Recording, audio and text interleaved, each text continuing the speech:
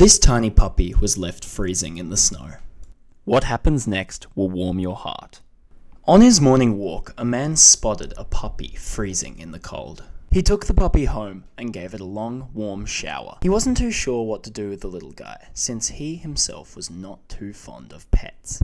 He gave the puppy some food and planned to leave it outside the next day when it was more warm. In a heartwarming twist of fate, the man realized he actually liked this little puppy and decided to keep him, naming him Shiro.